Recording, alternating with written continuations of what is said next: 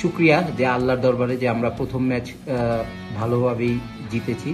তো আমার মনে হচ্ছে যে আমাদের কিছু মিস্টেক হয়েছে প্রথম দিকে, তো আল্লাহর রহমতে কামব্যাক করেছি।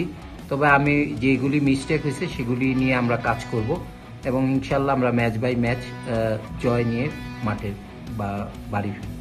আপনি দেখেছেন যে প্রথম ম্যাচ প্রথম মানিয়ে নেওয়াটা একটু ডিফিকাল্ট হয়েছে মেয়েদের জন্য। তারপরও আমি বলবো যে ওভারঅল ভালো। কিছু মিস্টেক আছে, সেই মিস্টেকগুলি আমরা সামনের ম্যাচ প্র্যাকটিসে আমরা এগুলি ফাইন্ড আউট করে আমরা মিস্টেকগুলি শুধরাবো।